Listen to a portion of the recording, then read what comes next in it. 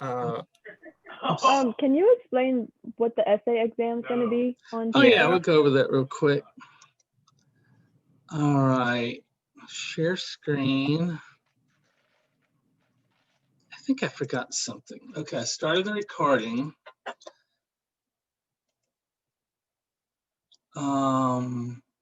Advanced all. There. And share screen. All right, can y'all see my screen? Yes, sir. Okay. Open up any one of those. 103.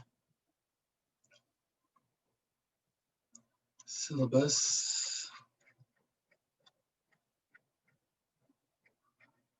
Oh, it's up here.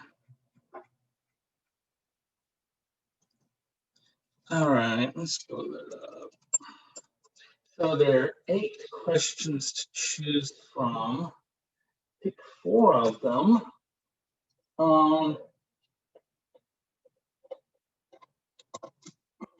And I guess the easiest thing is to just put it all in a Word document and upload it on Moodle. Let's put a spot for that.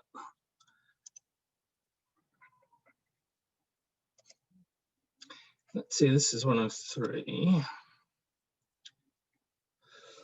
So basically, we only have to do 4 questions? Right. So if we try doing any of the other questions besides 4... Yeah, I mean, it won't hurt. If I think about it, I'll stop grading. You could wind up actually getting extra points taken off if I don't notice you've answered 5. But there is a what you call it, bonus. Okay, create learning. So is this due Monday, or are we doing it in class Monday? I don't want let's not just sit around and watch each other write. I guess,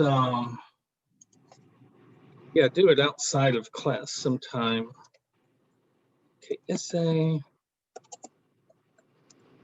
So do you want us to do it over the weekend? Yeah, whenever.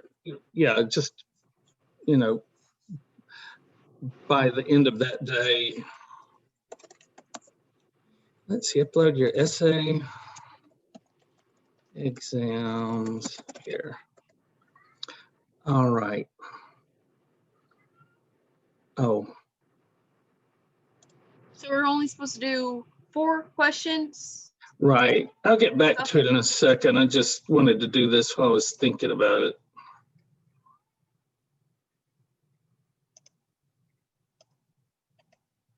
Windrock, I see that you're a man of culture. You got a Minecraft background. Thank you, thank you. Oh, my kid was into that for a while. It's very pixelated.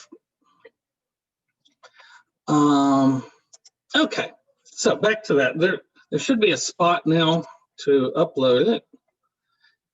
Now, I don't really know how to set dates, so let's go by the date in the syllabus, not the date in Moodle. I know there's a way to do it, but I was in a hurry. Okay, so from memory, 10 lines of poetry versus Testament, compare and contrast to readers. We talked about the divine command theory. There's some stuff on the virtue theory if we don't get to it. In ethics.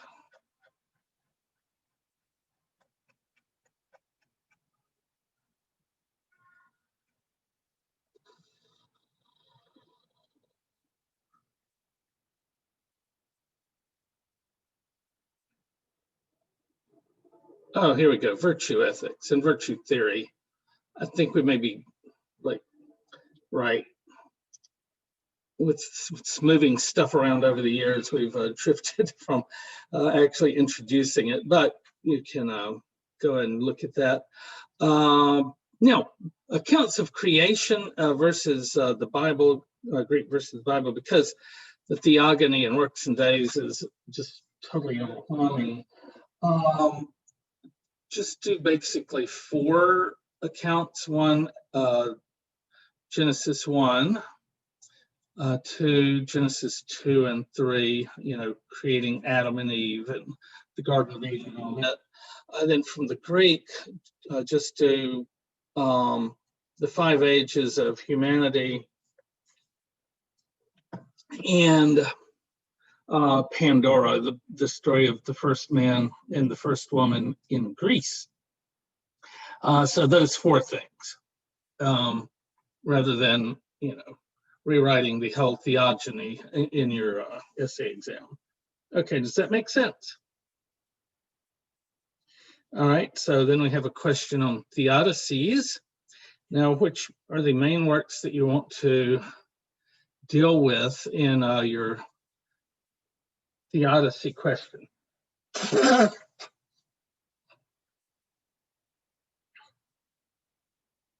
Job's one of them, right? Right, Job, and then in the Greek material.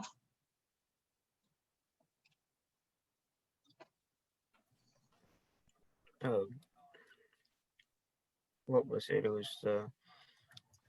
that one was the creation. Remember, you can remember it by a bad pun.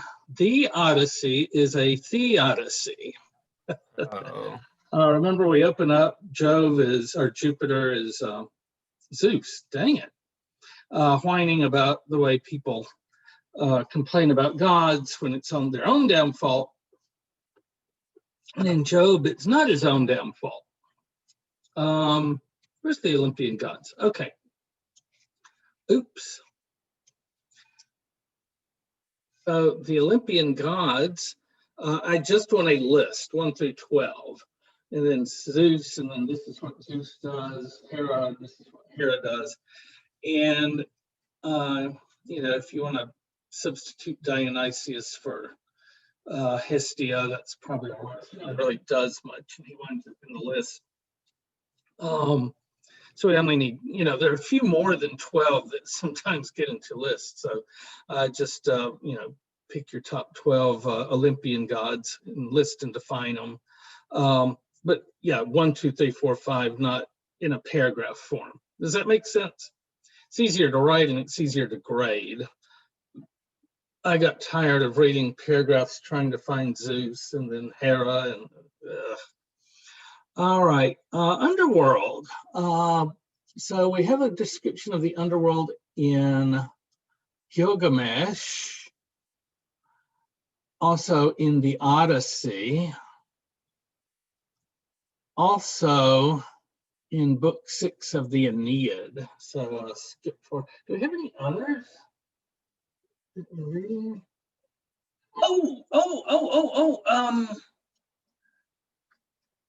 Thyestes by Seneca.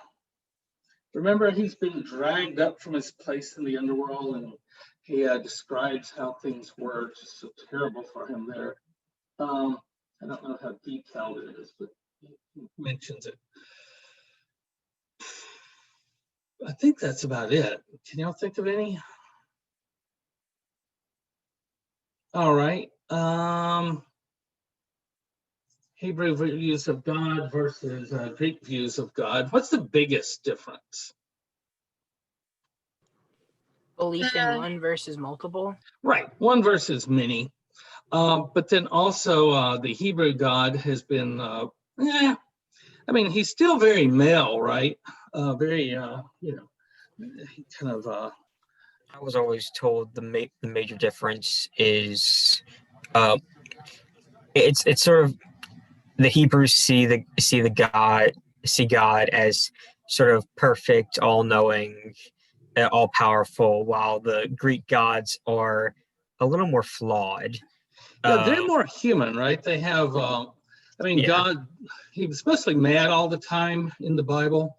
But beyond that, he doesn't have the regular human weaknesses. But the Greek gods are very human in the way that it's like, what if I suddenly had superpowers, right? And lived forever? Boy, I would get into some trouble. And then that's how they write their stories. Plus, when the Jewish god wants to create, he just boom creates. When the Greek gods want to create, they have sex. And even Mary, it's not particularly sexy having sex with, it's more of a miracle than, the god showed up and he was hot and we had the sex. And then I found out he was a traveling salesman. That kind of story. All right, so did I get them all? And then extra credit, you can do 20 other lines than your first 10. Try to get contiguous stuff like blocks of material, not just the various verses you learned in Bible class from all over. So, if you want to do 23rd Psalm, fine, and that's 1 through 6, and then 7 through 20, pick something else, but not this verse, that verse, this verse, that verse. All right, anything else?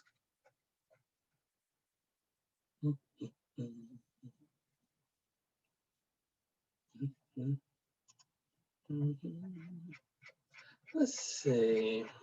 I think today we're two trials, right? The Eumenides and the Apologia. All right, you ready to get cranked up? No more questions? All right. So Eumenides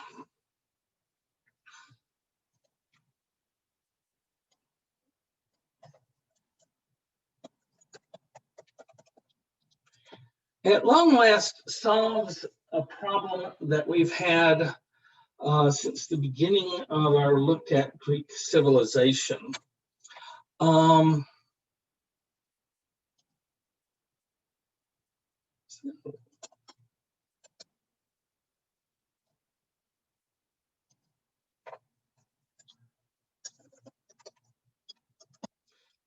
So until now, here we go.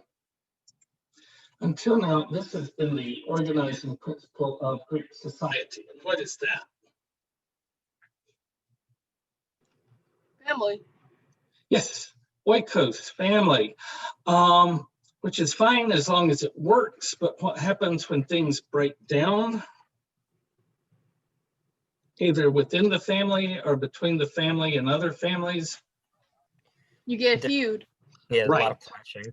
So the drawback for the oikos is the feud, which we've first solved by not really solving it. Was when Athena came floating down from heaven in her magical, Deus ex machina, and said, "Y'all stop fighting." And they said, "Oh yes, ma'am, we will, because you're a god and you're standing right there." What happens the minute she walks away? So we're moving to a new system in this play, because all the way back to our prequel in Seneca, the problem has been ati, revenge, seeking Dike.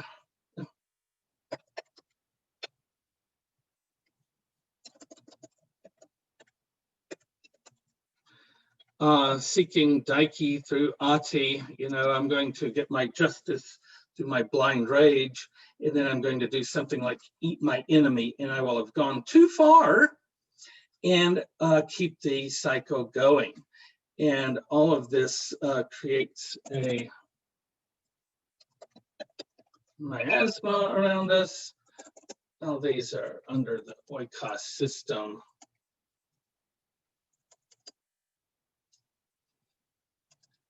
So what do we get that will substitute for the oikos? Where does he go to get Dike in this play?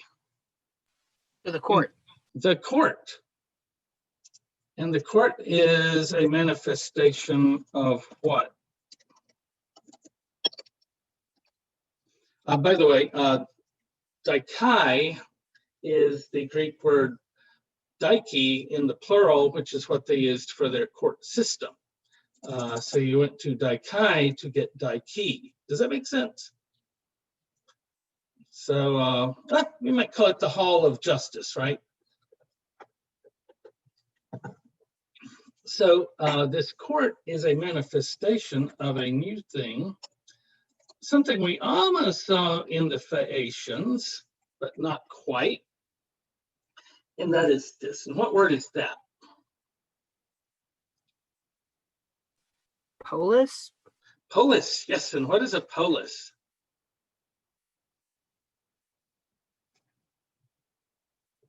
Oh, polis is the I know this.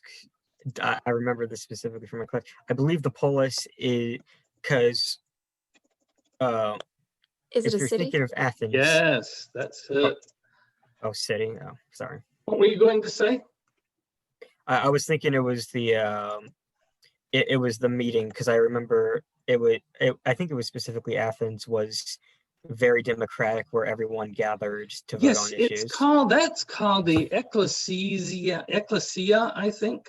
The okay. Christians took the word and used it for church, Alright. but it just meant gathering in a neutral way. All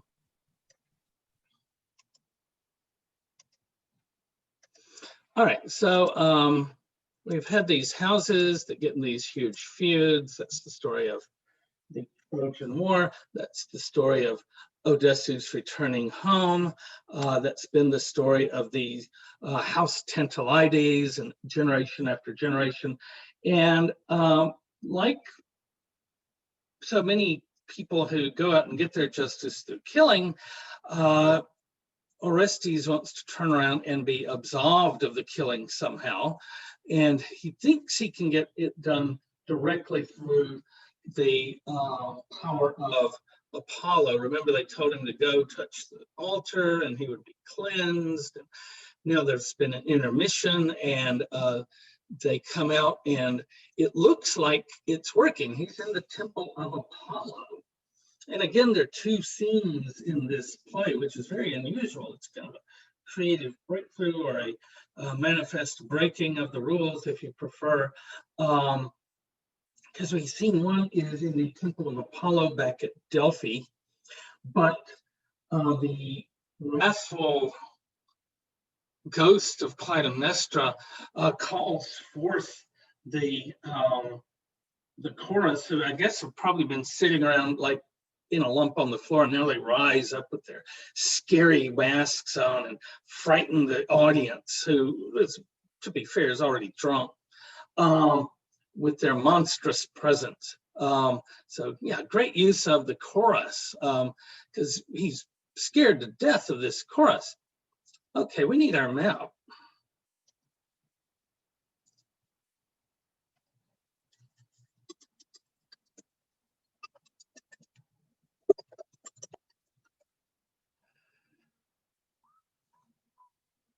Let's see if this has it.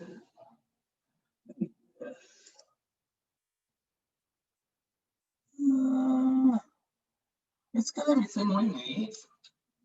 Last time we run it with a map that was just like super detailed.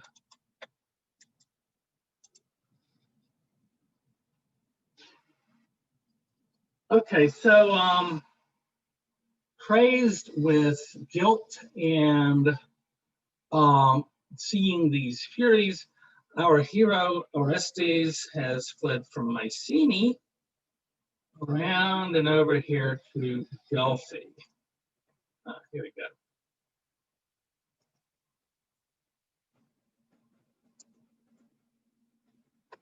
See if there's any art to go with that.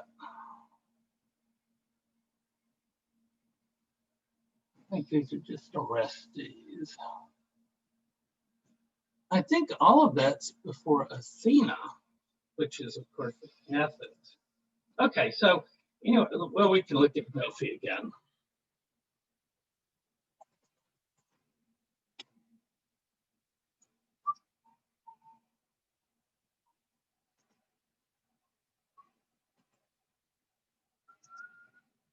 So in the imagination, they are here. In reality, they're in Athens. They're doing up the stage to make people think, depending on how much stage work you do, Okay, we're in Delphi. He's at the temple. You know, all you need is an altar, and then the Furies come in and they're raging, and they meet Apollo. And this is not going the way Apollo had planned it at all. He was going to get his revenge because the woman he loved but did not love him, Cassandra, she had been killed by Clytemnestra. And so Orestes has grown up. It's 9 years later, right before the events of the Iliad. And he's gone to Delphi to find out what to do with his life, which is why you guys came to college. He got this command to go kill his mother. He's done that. But Apollo promised to cleanse him of the impurity, the miasma of killing his mother, because that's a pretty hefty crime. And Apollo has tried, but the wrathful ghost of Clytemnestra is still egging on the Furies, who rise up and wake up, rise up. And Apollo says, "Oh my God, you are hags, you're horribly ugly, you're disgusting, you're filthy." And it's kind of the difference between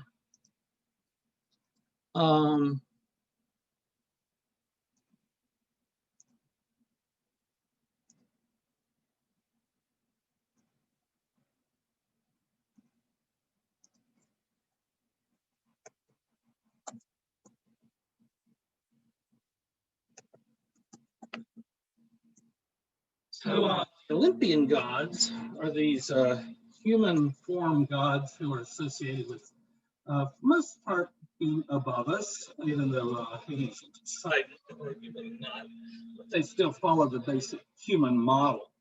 Chthonic gods are from the Greek word thos.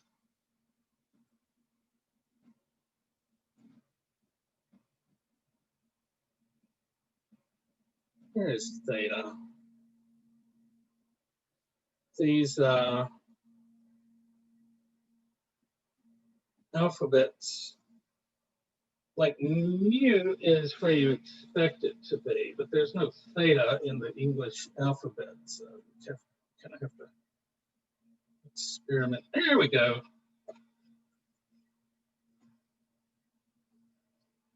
The sigma, oh, can't remember if it's those or those. Let's look it up.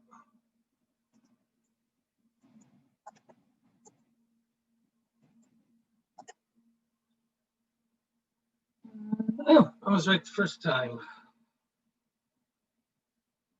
Oh, but it ends with a nu, not a sigma. Okay, so somebody's wrong. No. Which means ground or earth. It's got a lot of consonants together.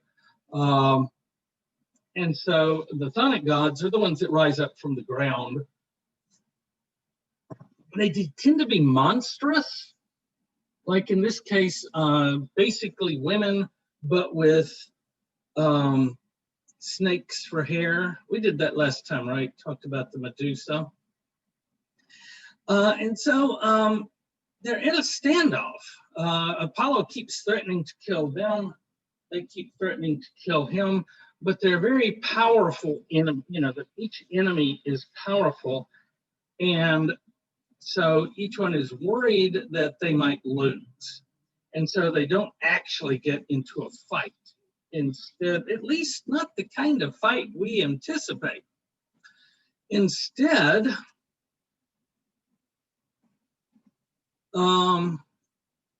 Orestes goes on a further quest. What happened to my map? There we go. And so between scene 1 and scene 2, an undetermined amount of time has passed. He might have just headed straight for Athens, but I kind of have a feeling he wandered for a bit, and he would go to each town and each temple and go into each temple and try to get get this guilt lifted off them. I mean, you've traveled, this is cold-blooded murder, matricide, right? He traveled many miles to kill his mom. He waited many years. It's what we would call first degree. And how do you get a stain like that lifted off of your soul, the miasma? How are we going to get rid of it? And so nothing seems to work until finally he comes where? Where does he show up for the second act?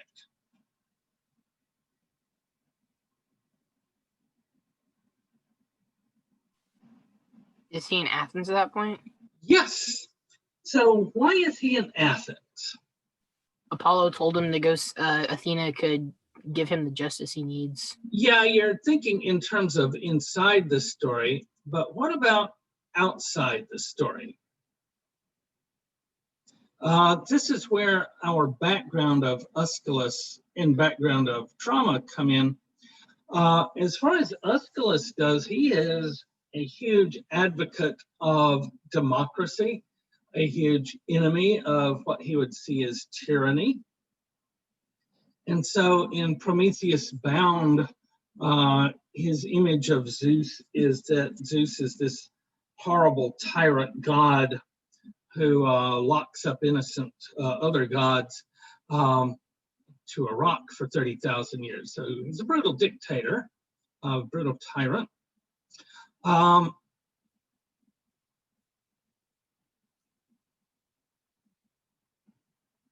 Aeschylus also fought in the Persian War. I think, what was the one that people survived? Was that Thermopylae? He wasn't at the one where they all died. Maybe it was Marathon. Yeah, maybe the Battle of Marathon. Anyway, it was in a very important battle, which he saw as a battle between liberty and tyranny, right? These Persian kings with their Persian king ways, and we're a democratic government, and we're standing up for our freedom. He was very much a partisan of that throughout his life.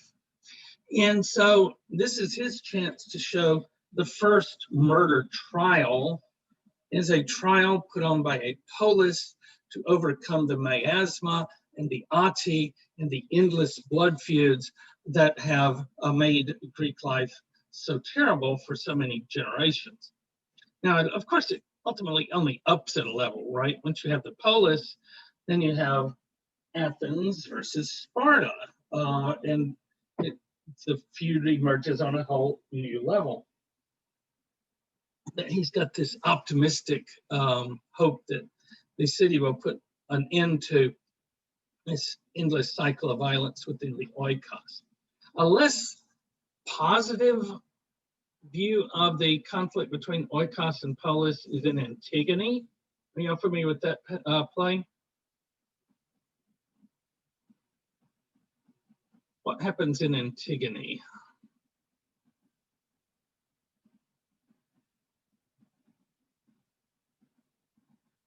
Okay, Antigone's brothers have been feuding over who gets to lead the city of Thebes.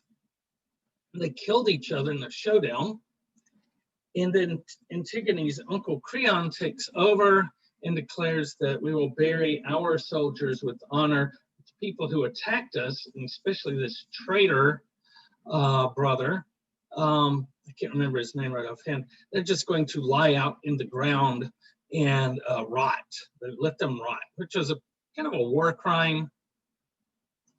But Antigone refuses to let her brother lie out and rot, and so she tries to cover him up because that is her role in the oikos. It's the role of the women to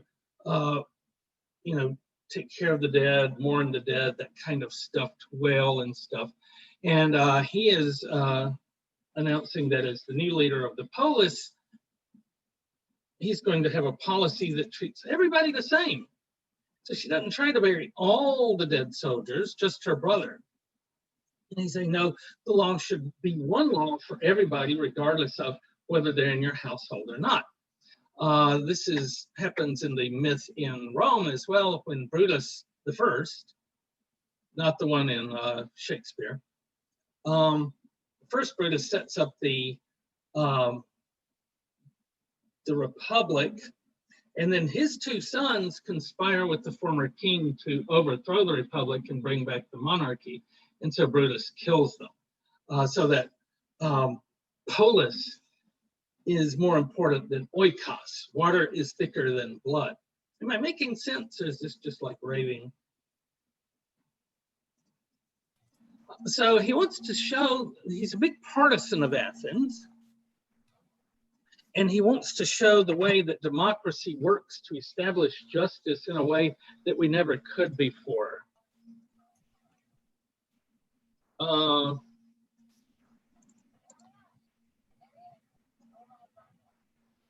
At the end of his life, which supposedly he ended as an old man when an eagle dropped a turtle on his head, which would indicate he's probably pretty bald, because eagles do that to break a turtle open on the rocks. Oh, there's a nice rock. No, it was his head. Anyway, that's the way he supposedly died. And then on his tombstone, it didn't have "I wrote great plays." It was "I fought at the Battle of Marathon." So he was always, from very early all the way through the end of his life, very much a partisan of the Athens, and especially Athenian democracy. There's also a reason rooted in the Agone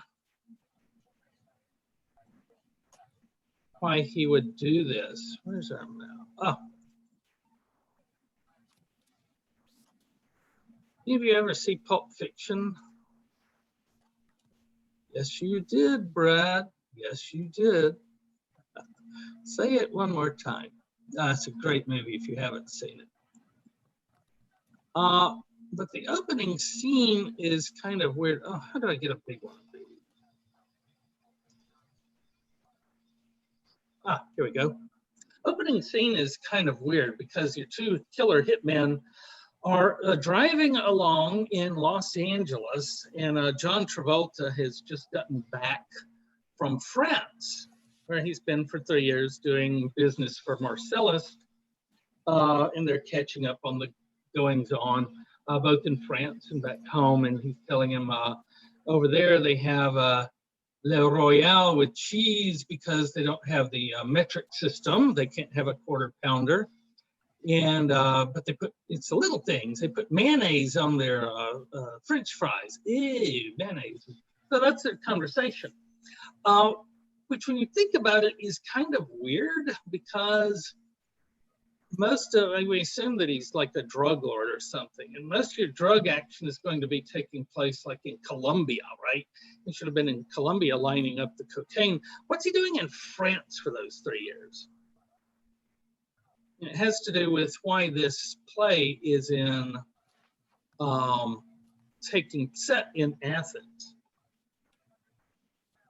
It's right there on the, except I don't think we can see it. Let's see, high down.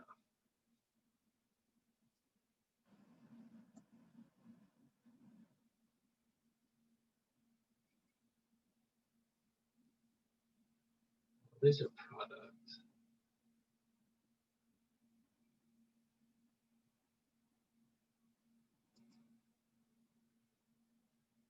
Yeah, that's a little better, I hope.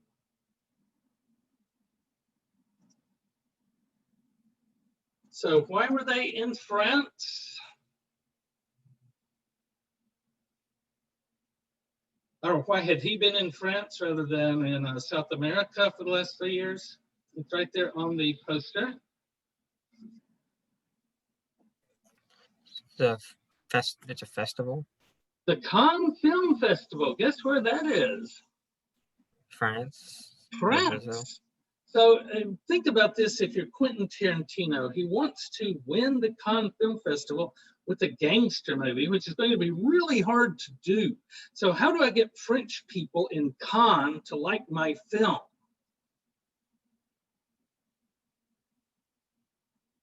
What's the very first? Make it in France. Yeah, we're going to talk about France in the very first scene. to make people like his film. So what is the agone reason? And what is an agone again? Conflict. Conflict, competition. So what's the competition reason that he would want to set his final play, not in Mycenae / Argos, not in Delphi, but in Athens, which has had nothing to do with anything, the first two plays?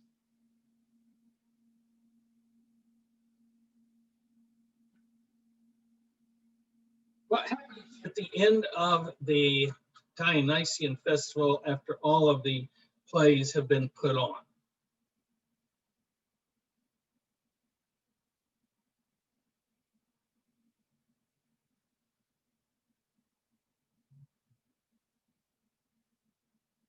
We talked about this last time. The people vote and they award the best play. And so this is a shout out to his home audience. Hey, we're going to make you the Athenian jury of my play, also the Athenian jury of the story. We're going to write you into the play and make you the heroes because you're going to break the logjam of Ati, miasma, revenge, and fix a problem that nobody has been able to fix until now. So not only does he believe in Athens, but also, and that's one reason, but also this will help him win. Does that make sense? Is that clicking? Are y'all listening to music instead of me?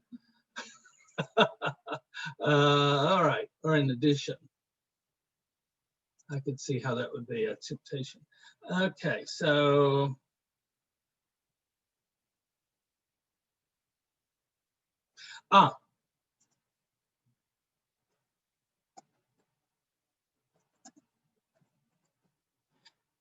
so they go to the Areopagus in Athens, where the trial takes place.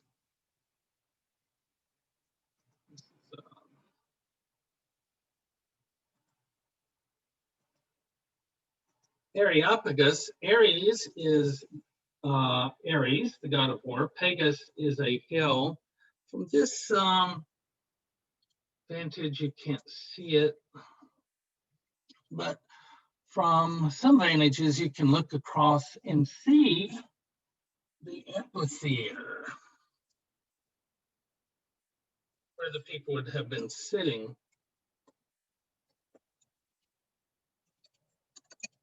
Amphitheater. All right. They're all just looking straight ahead. All right, so if you're in the amphitheater, you can look out and see Mars Hill, just not from any of those angles. So they're right next to each other. So we're going to be here in this theater, but instead of recreating Mycenae, instead of creating Delphi, we're going to recreate Athens. And Athens is going to come through for these folks, and especially for Orestes. And so here they come. Here comes Orestes. And then here come the Furies. And then here comes Apollo. And the thing is like, what? What is all this? Well, we're in a showdown over Orestes between Apollo and the Furies in this showdown. And we've been winding up just going from here to there to yonder.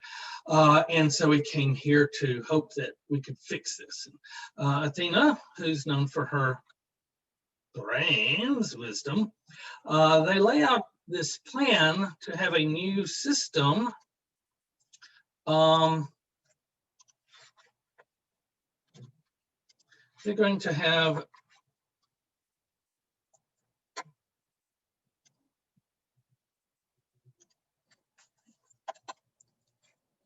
oh, crap. The world's first trial, at least supposedly, the first trial by jury. Now, there have been different kinds of trials. Trial by ordeal, famous from the witch trials. If you throw a woman into the water and she drowns. She's not a witch. If she floats, she is a witch. There's no winning that one. There's trial by combat, which neither Apollo nor the Furies are too anxious to get in on that. There's trial by war. So Agamemnon comes home and he says, I've been at a trial and the gods decided in my favor by my strong right hand. You know, I did it all myself, even while I sat back in my tent and let everybody else fight for me. So this is going to be trial by evidence, words, jury. Very recognizable. So let's add a new slide. So in this version of the trial, it's going to be the judge. It was the people chosen by Athena. Well, that was the jury. This is just for shit. Sorry, guys. Insert text box. So yes, the people are there as the jury. Athena is the judge. Right.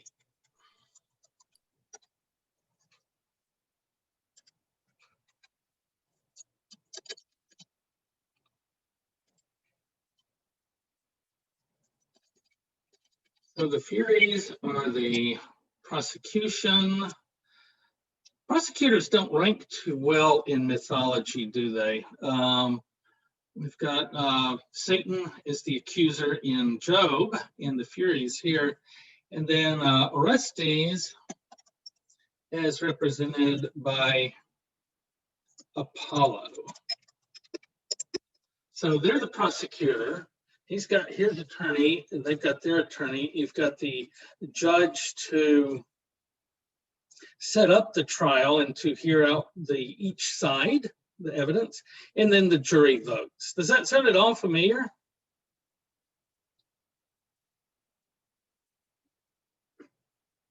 Sounds like our court. Yes, totally. It's a lot like our court. And what we notice that starts happening immediately, you know, lawyers have a bad reputation for a reason, because it's their job to present their client in the best possible light. And so they twist and turn words and definitions and get a little funny with stuff. I need the other screen. The whiteboard.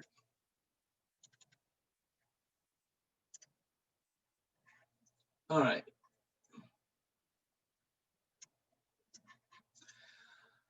Let's see, draw. Okay, so the first argument is family tree argument. Here was Clytemnestra, the mother, Agamemnon, the father. Why have we word wrapped? Can I make that wider? And then Orestes. We aren't going to put all the kids again. And so, for the Furies, Stacy's. How did I forget that? Crap, we need to go back to the other screen.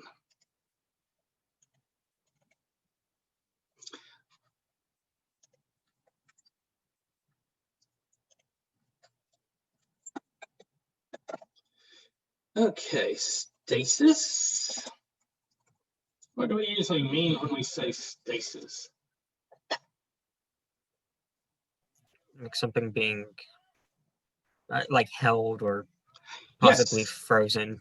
Right, you're in stasis on this spaceship, right? So stasis comes from the Greek word for stasis. And what it then was standing. So I am standing here, I am in stasis, then I start to walk and I'm no longer stasis. And in Greek courtrooms and ours, kind of, the four stases, let's look those up. They also drift into rhetoric, but it's part of the court system as well.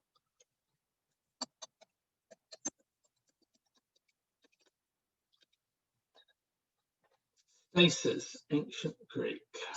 Let's see if there's a list. Oh.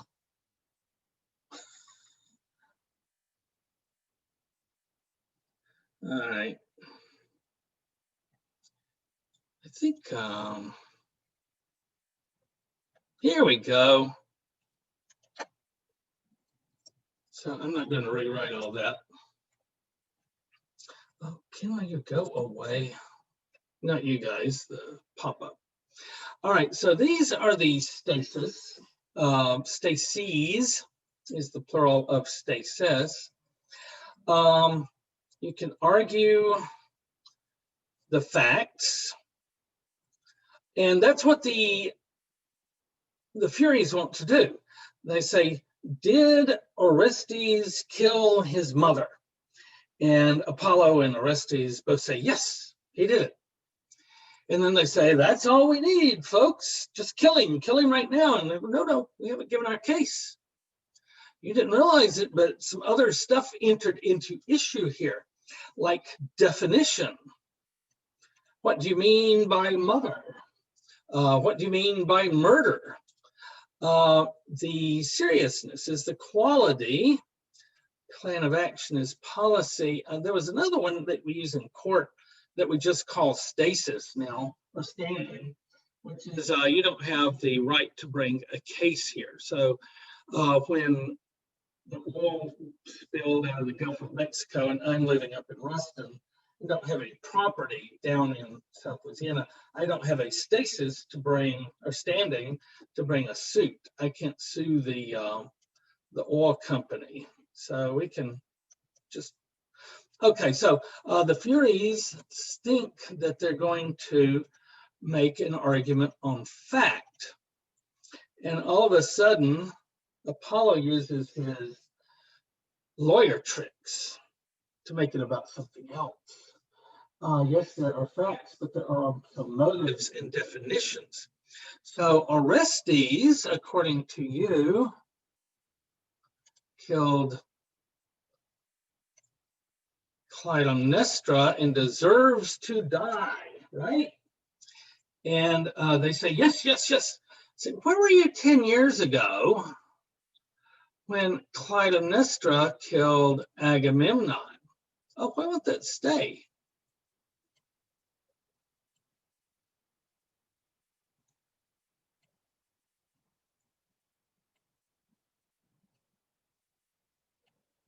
All right. So, yes, he killed his mother, but she had killed Agamemnon, and you didn't say boo about it then. That's why he had to step in. If you had been so, caught up in blood crime at the time, we wouldn't have had to do this now. And what's their excuse for not pursuing Clytemnestra because of the death of Agamemnon? She didn't kill her own blood. Right. We do blood crimes. And the husband and wife, for once in Greek mythology, are not related. You know, usually it's brother, sister, or maybe a cousin or something like that, but they aren't related. Now, to Apollo, this is outrageous, right? Because marriage is sacred. Marriage is super important to patriarchy. And to say it's just, women can kill their husbands because they aren't really related. How's that going to play with the jury? Who is the jury again? The people of Athens. Yes, we say people. Can we be more specific? What sort of people?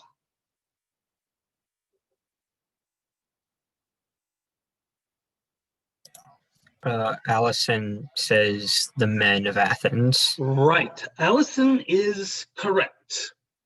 It's not the people of Athens. It is the free men who are citizens. And what have the Furies just argued? That it's okay for their wives to kill them because they're not really related.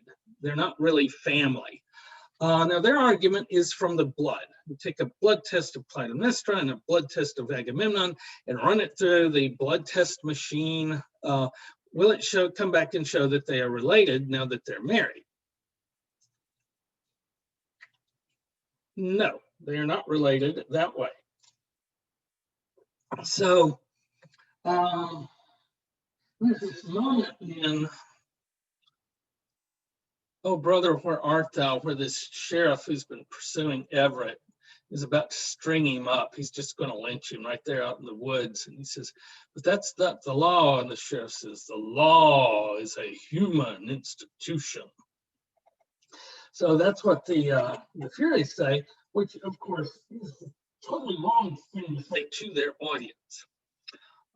And so Apollo comes up with his own, what we would see probably as a specious argument, but he's just trying to argue with an excuse that will allow the jury to find him not guilty. And so he says, well, this is a field, by the way, with little hills. You've made, you've plowed your field, you plant the seed,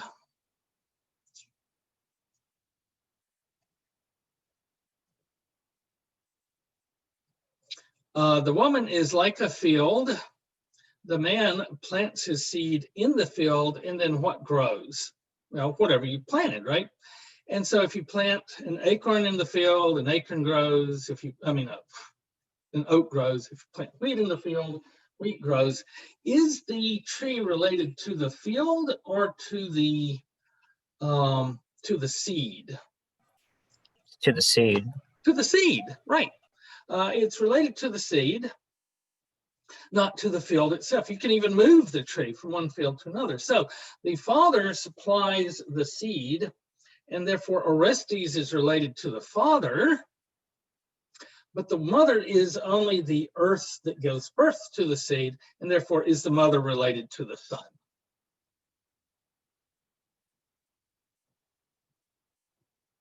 That's my argument, which affirms patriarchy, right?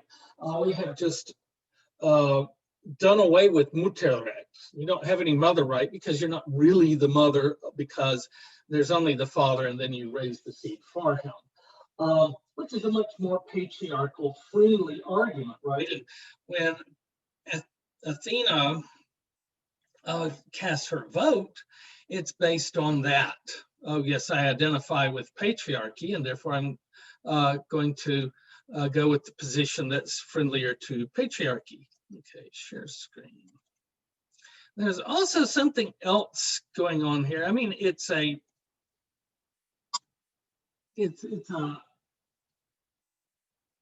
metaphor that we see in Hebrew and Latin and Greek, and it may be like all around the Mediterranean, or it may be even further beyond that. I haven't studied. What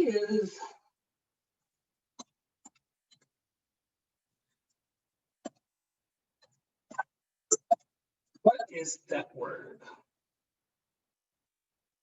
It's a big word for seed. That's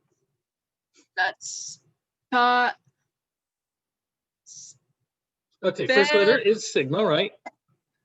And then the second letter? it's pi. So it's I. P. That's Next one. E. Right. Is that R? an R? What's that? Is that an R? Yes. Sperma. Ah, very good. And what's the English word that would translate that? Or Sperm. what English word does it give birth to? Sperm. So the Greek word for seed is sperm. The Latin word for seed, oh crap. We need to get back with the English. Stephen, you should be able to recognize that one without the rigmarole of going through the alphabet. So, and remember, what did God promise Abram? He said, your seed will be like the sands of the desert. That's how many seed you will have. So this idea of your seed being your offspring is right there in the language, right? Now, this isn't Greek science. When Hippocrates comes along, he has this complicated, you've got girly men, you've got girly women, manly men, manly women.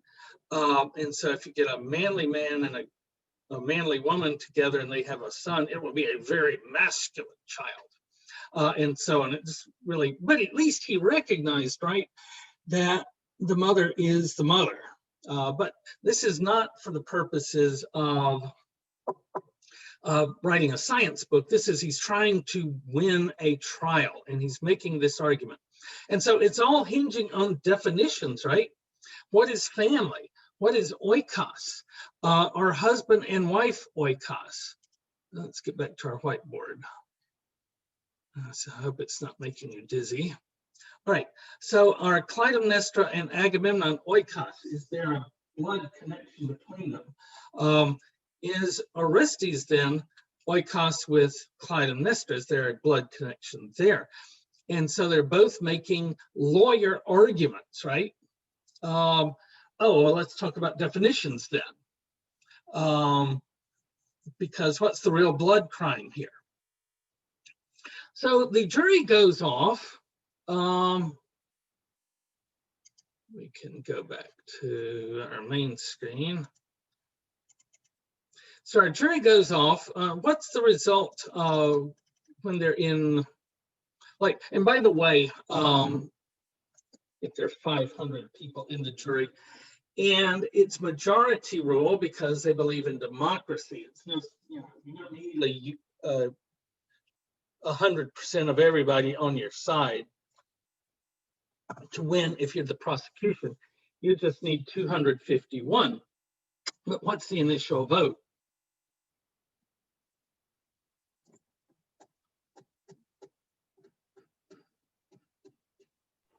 I think it was all tied. Yes. 250. 250 to 250. And so Athena is like the vice president in the Senate. In our system, when the Senate is tied, the vice president can break the tie in a vote. And so it is that Athena steps in, and who does she vote for? Orestes. Orestes, which he's freed. He says, whoopee, I'm free. Thank you, Apollo. You've saved my house. And he goes off back home to live happily ever after. Meanwhile, what's the reaction of the Furies? They're mad and they say they're going to put a curse on Athens. Yeah, Runkle is right. They're furious. And whoever else was talking, Runkle's acting it out, right. Because they see themselves as having been suffering from this. And what is that?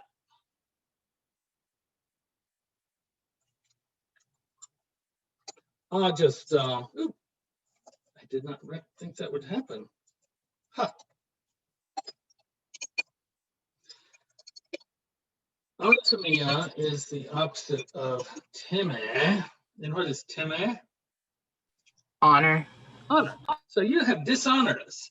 And frankly, Apollo's been pretty dishonorable in the way he's treated them, calling them ugly, threatening them. Has Athena been that way? She says, no. When she met them, she said, I don't recognize you ladies. Why don't you introduce yourself? And it gets us to where the Timmy shows up in a trial. Is everybody going to be happy with the outcome of a trial? No. at least 50% of the people involved are going to be unhappy, right? Because they lost the case. So where do you get your Timmy in this situation? It's not in winning, it's in having your day in court. Did the Furies, were they allowed to give their best case? Yes. Yes. And did the jury hear them out? Yes, in spite of their horribly, clumsy argument that the husband and wife are not related, they still got half of the jury on their side. Now, by the way, this is a reference to the source of the idea of the Vote of Athena, which was a real thing. And in a trial where there was a tie, the Vote of Athena would always go to the defendant. So if you're the prosecutor, you have to win in order to win. If you're the defendant, you just have to get half of the people on your side. And then you win and go free.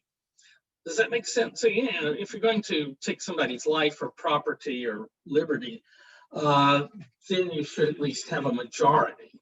So the Vote of Athena is always a vote for the defense, but this is the reason behind, the mythic reason. And I think he probably just made it up for this play, but it sounds great, right? Especially to Athenians. And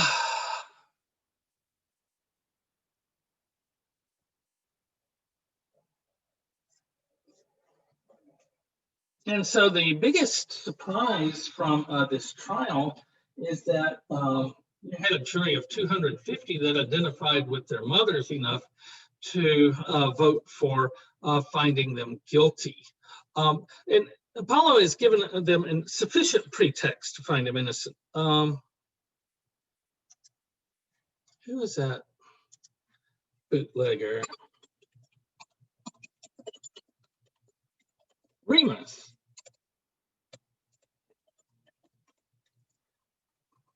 Yeah, George Remus. Let's talk about George Remus for a second.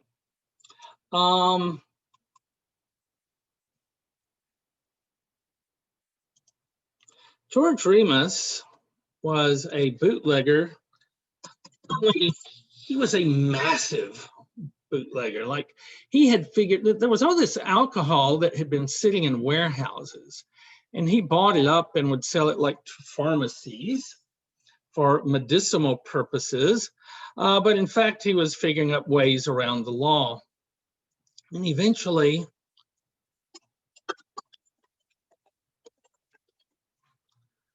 he had a lovely house too.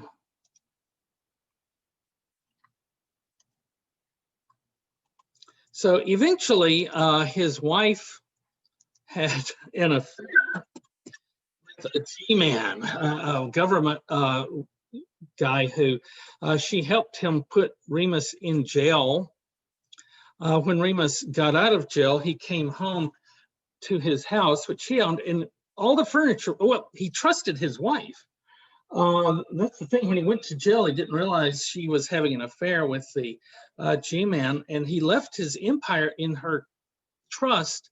And so she and the G-man totally dismantled his alcohol empire, and went to the point that when he went home after he got out of jail, he finds an empty house. There's no furniture in it.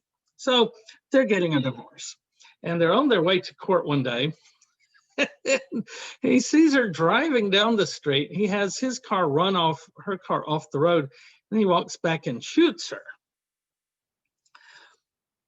No argument over whether he shot her or not. He just waits there for the cops to come arrest him. And remember, he's been in jail for bootlegging for a period of time, and now he's killed his wife. What do you think they'll do to him?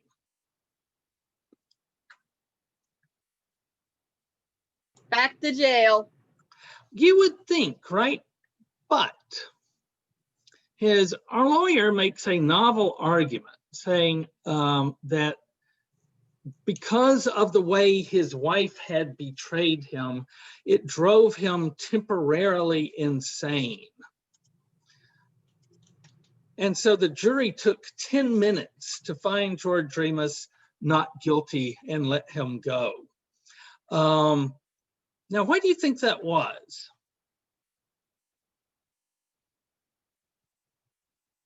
Who's in the jury? Where's our silent person? A lot of men, I'm guessing. Only men, right? And what are all those men thinking as they sit there in that jury? I would have done the same. Yes, if my wife did that to me, I would shoot her too. And I know you women folk may be thinking, oh, this is terrible. But remember, it's 2020. You can have your own wife too if you want to. So what would you do if your wife did that to you?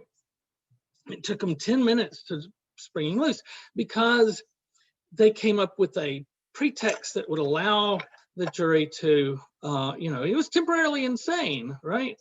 And it would allow them to let him go when that's what they wanted to do anyway. They were tending in that direction. I think that's it for this, but we have another trial to get to. And what trial is that?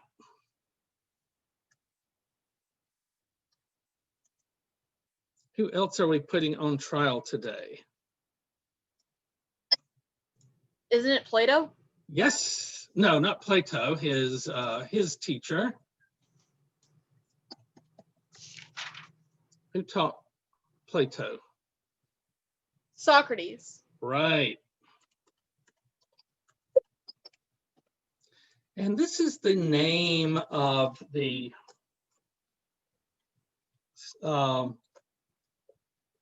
we call it apology in English, but it's actually apologia. And what is problematic about using this word apology for what's in the content of the work itself? What do we expect to find in the title in a work that's entitled Apology?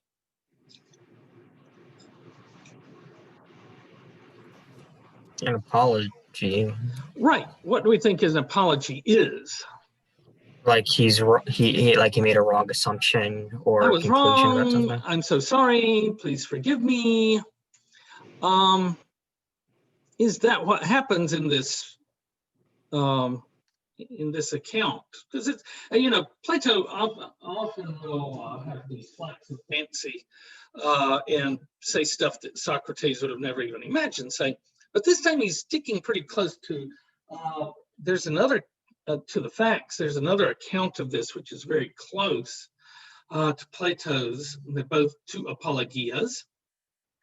So we're expecting an apology in your apology, and there's not much of one there. How did I get this to move? Here we go. So we need to figure out what's going on.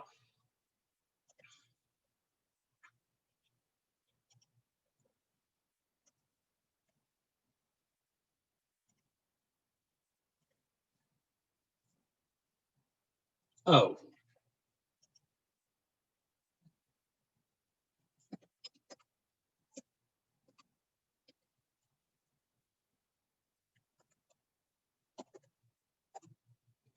All right, so apologia is from two words, apo, which means away or back, and logos. Anybody recognize that word logos? Facts. It can be. What English word comes from that? Logic. But it literally means word. It's in the Gospel of John. In the beginning was the Logos, and the Logos was with God, and the Logos was God. The prosecutor brings the accusation, and then you bring your apologias. You answer back. It's a word back. You give your word back. So there are two ways this can go, right? Oops. Yeah. So what are my two options in my defense? How do you plead? Innocent or guilty. Right. So your defense can be that I am guilty, or your defense can be that you are innocent. Right? So those are the two basic defenses. How did I do that the other day?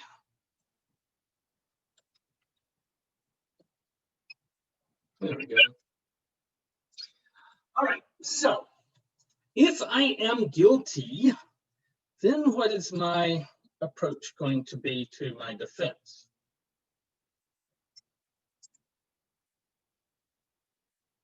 Prove it was because like some mental illness or outside force. Well, that's innocent by reason of insanity. So I go and I plead I'm guilty, then what? What does my defense at that point look like?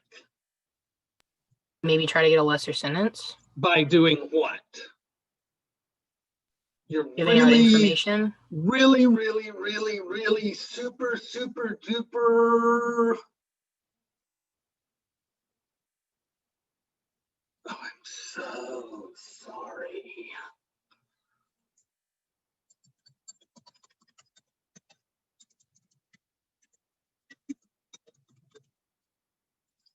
I'm sorry. So sorry. So very sorry. I can see the error of my ways. You get your wife there, you get your kids there, they're crying.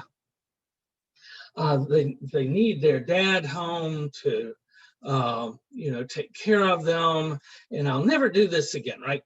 And so what use of the word apologia comes from the guilty plea? What modern words based on apologia do we have? Okay, I think I heard it. Apology. What else? Apologetics. Right. Well, no. Hold on to that, though. Who said apologetics? Johnson? Okay, hold on to that word. I will need it in a minute. What if we made that singular instead of plural? Apologetic. Apologize. Oops.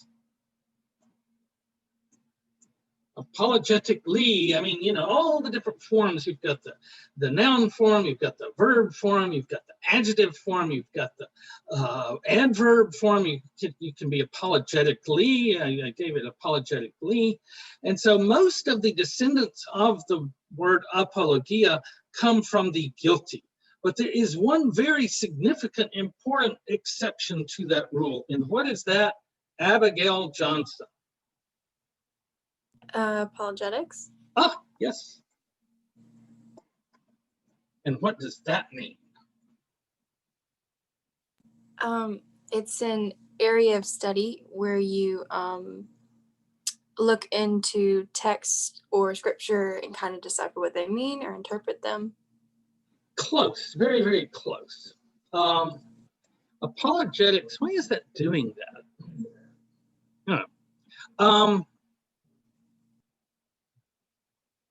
Apologetics is an area of theology. So I guess I need another page.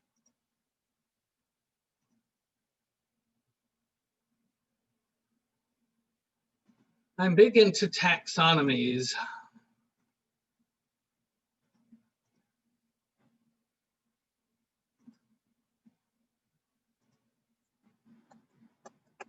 So theology is the study of God, right? Or the gods. And so there are branches of theology. Exegesis was what you were talking about. That's where you study texts and try to figure out what they mean. But there is a separate thing, which is apologetics, which is a defense of your beliefs. So this is why we believe it, and this is why we're right. So apologetics in the theological realm means never having to say you're sorry for what you believe. Now this can lead, this kind of use of a word can lead us to be confused. So think of it, for example, of an ambulatory patient. What would you imagine an ambulatory patient would be? Just based on the way the word looks. Oh. We've got an ambulatory patient here in the ER. What would you usually think that meant? Just based on the way the word looks.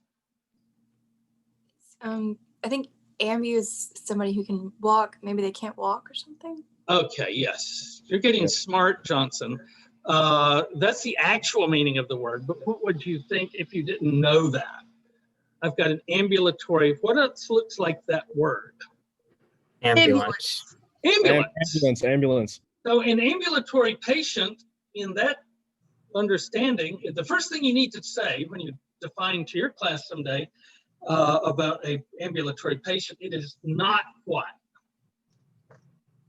An ambulance patient. Right. No, it's not an ambulance patient. It's somebody who, as you pointed out, walked in. So ambulatory and ambulance, although they come from the same word, don't mean the same thing.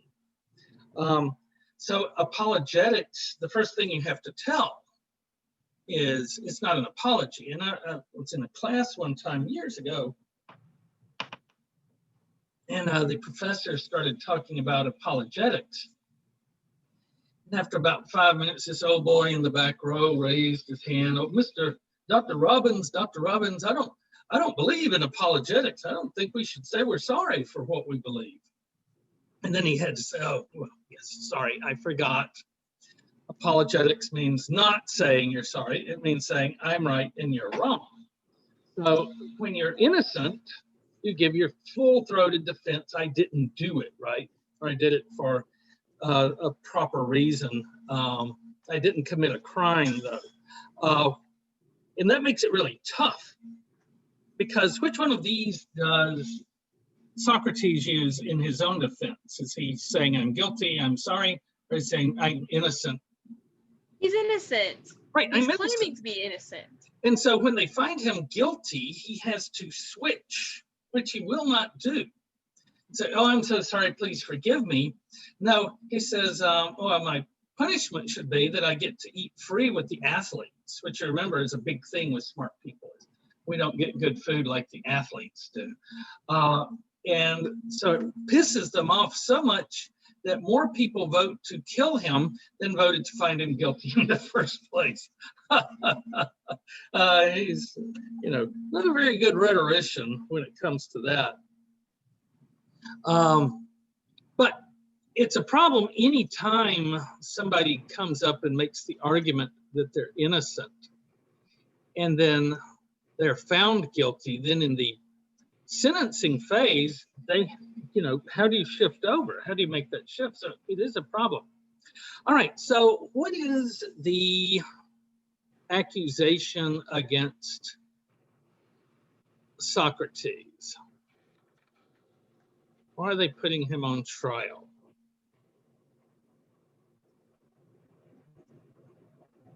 Atheism? That's part of it. Yeah, atheism. What else? You're an atheist. I said, no, I never said there were no gods. I just asked the question, what makes you think there is a God? Can't you see the difference? And no, they couldn't. What else?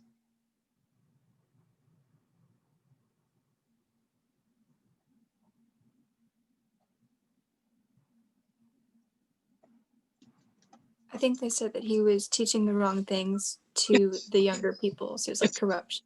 He's corrupting the youths. And what is it? Youth? I'm sorry, Your Honor. Youth. So that's my job, right? Is corrupting the youths. Do y'all feel corrupted yet? We have a few more weeks to go. I'll try to get with it. But I mean, that is what people there's this whole city town gown thing, you know, the conflict between the school and the town around the school. And I've got a big mouth online and I piss people off a lot. It's actually my superpower, is pissing people off. And I can turn it down, but I can't ever turn it off. So it's just always operating. But if I'm trying to, I can dial that shit up to 11. So after I've been spending a day on Rust and Rants on Facebook, setting off the locals, somebody will inevitably come in. I can't believe they're allowing him to teach the kids. He should be fired, if not shot. So this is a perennial thing. It's part of the reason we have the First Amendment and part of the reason we have tenure, but it's still, if you say something unpopular, it gets you in trouble, whether you're in a monarchy or in an oligarchy or in a democracy. Being out of step with the rest of the with the rest of the town makes you a target. And that's really what's going on here, right? He's saying stuff that's not popular with them. And so he uses this famous example, the horse. The polis is like a great horse, which by its very majesty and size doesn't want to rouse itself. Well, so what is his job? He calls himself this. You're the horse. I'm the... Any memory of this? All right, he's a gadfly, which is a horsefly. And have you ever been bitten by a horsefly? Okay, yeah, right. It hurts. What's your first reaction when you get bitten by a horsefly? You don't even have to Ouch. think about it. You're just automatically slap that thing because it hurts. It's not like a mosquito sipping getting a little sip of blood. This thing chomps down, and part of the reason for the horse's tail is to slap the horsefly. So he's kind of sealed his own fate with his own analogy. You're the horse, I'm the gadfly. Naturally,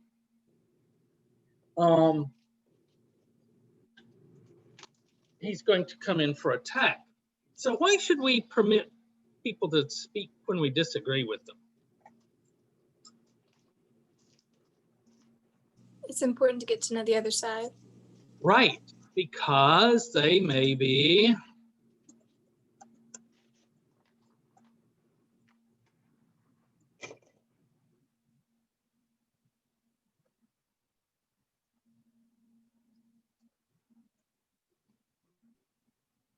all right. The year is 2003. Chris Hedges is, this doesn't look right. Here we go, yeah. Chris Hedges is at Rockwell, Illinois. Can y'all hear that? No, it's Okay, muted. good. All right, so 2003, it's a few weeks. See how people are standing up and turning their back on him in protest?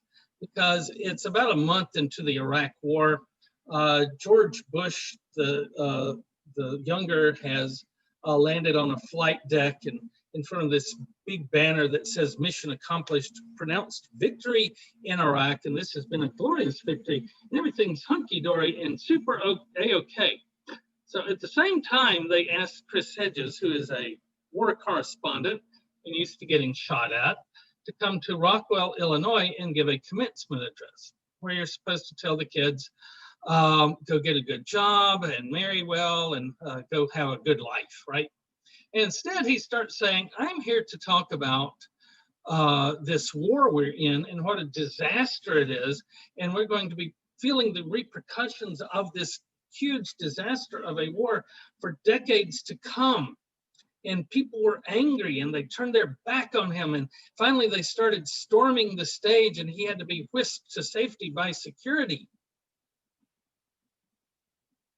because they were ready to string him up on the spot. You can turn a graduation, everybody's feeling good and spraying silly string and not, I don't know about you guys, but LSU, we used to get beach balls and bounce them around. And it's a fun time. And all of a sudden it's become an angry mob ready to kill him. Look at this guy in the red shirt. Oh no. Well, why should we permit a guy like Chris Hedges to get up and give his speech that the whole country has gone mad and we're really not winning, we're really in a disaster? So why shouldn't we just go ahead and kill him?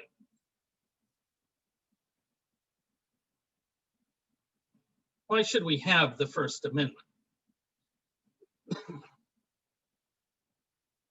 Okay, who was correct about the Iraqi war? Was it George Bush or was it Chris Hedges? It's a glorious victory and they greeted us like, what's that?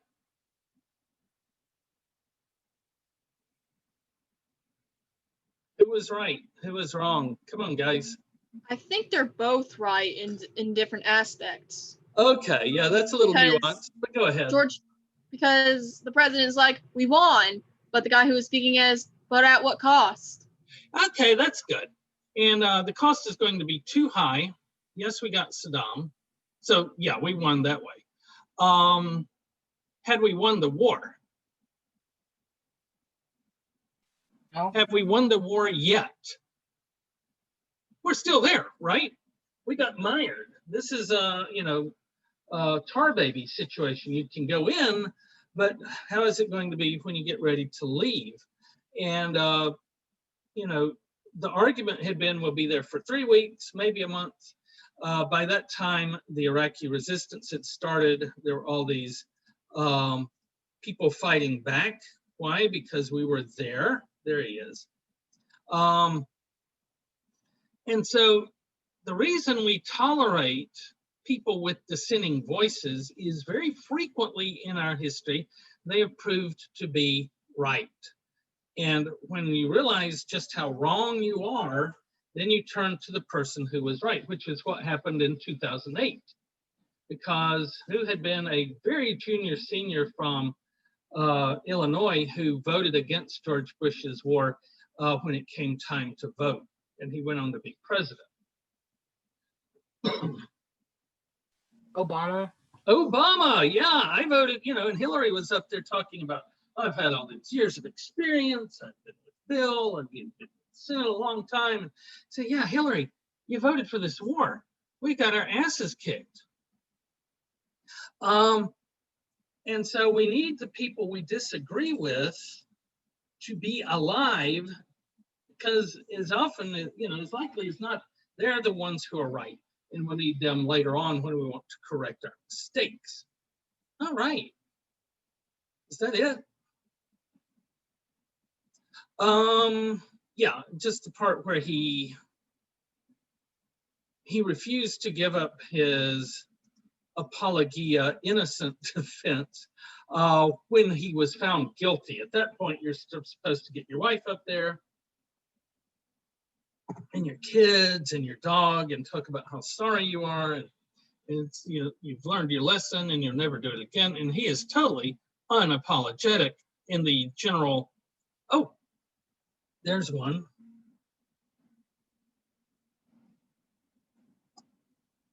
In the way we usually mean by the word apology, he is unapologetic.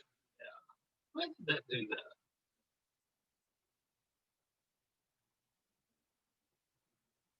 Yeah, whatever. I can't get this to line up.